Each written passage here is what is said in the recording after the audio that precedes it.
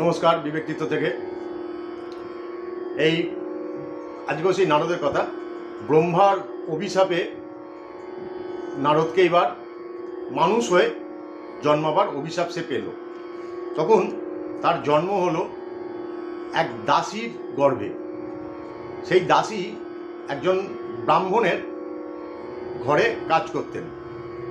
সুতরাং তখনকার দিনে দাসীদের সেরকম তো কোনো মান মর্যাদা থাকতো না। যাই হোক, সেই সব যুগে দাসী ডাকতেন।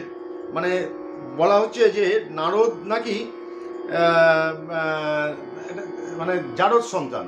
জারদ সন্তান মানে তার বাবা ব্রাহ্মণের ঘরে অনেকে আসছেন, কার সঙ্গে ওর ইয়ে হয়েছিল, মানে ওর বাবার কোনো নাম নেই। মানে উনি যখন মানুষ হয়ে জন্মালেন, মানে ওনার ঘরে, ওই ব্রাহ্মণের ঘরে কিন্তু প্রচুর ঋষি মুনিরা আসতেন। নানা রকম চর্চা হতো, ঈশ্বর চিন্তা হতো, নানা রকম ডিবেট হতো। সেই সব শুনে শুনে এবং তাদের সেবা করতেন নারদ খুব। তাদের জামা কাপড় ধুয়ে দিতেন, তাদের খাবার দিতেন। এই করতে করতে ওর মনে একটা ভাব আসে, আধ্যাত্মিকতা ভাব। তখন ওই কয়েকজন মুনি ঋষিরা যখন খেয়ে যান, তাদের কিছু থালায় কিছু খাবার পড়েছিল, তো সেইটা উনি প্রসাদ রূপে খাওয়ার আগে তিনি ওই বাড়ির ব্রাহ্মণ যিনি কর্তা ছিলেন ওকে জিজ্ঞেস করলেন, ওনারা এটা রেখে গেছেন, আমি কি খাবো?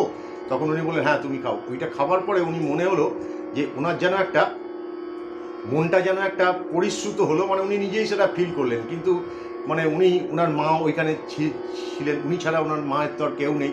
সুতরাং ও ঠিক করলো যে ঠাকুর, আমি যে তপস্যা করব তোমার জন্য, কিন্তু আমাকে তো মুক্ত হতে হবে, মুক্তি পেতে হবে। মানে আমি তো আবার এই কি মানুষের ঘরে জন্মগ্রহণ করলাম, তো মাকে তো আমাকে দেখতে হবে, তুমি আমাকে একটা পথ বাদলে দাও। তো তারপরের দিন ওর মা গোশালায় গিয়ে গরু থেকে দুধ দুইতে গিয়ে একটা সাপের গায়ে পা দেওয়ার পরে সাপটা দংশন করে, ওর মা ওখানে মারা যাওয়ার পরে ওই নারদের কিন্তু কোনো রকম মনে কষ্ট হয়নি।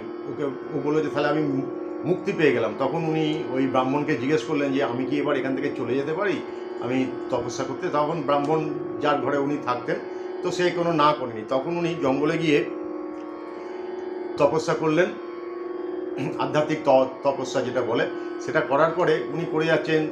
কোনো সময় শরীর দুর্বল হয়ে যাচ্ছে, কোনো সময় দেহ কাঁপছে, নানা রকম যা যা ভাব হয়। করতে করতে উনি একবার একটা বিদ্যুতের লাইটিংয়ের মতো একটা ঝলক ওনার চোখ বুঝে যখন তপস্যা করছেন দেখতে পেলেন।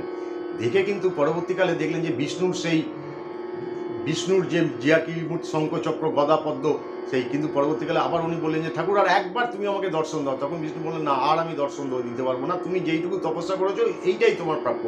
এরপরে তুমি যখন আরও তপস্যা করবে তোমার তখন ব্রহ্মলোকে যাত্রা হবে।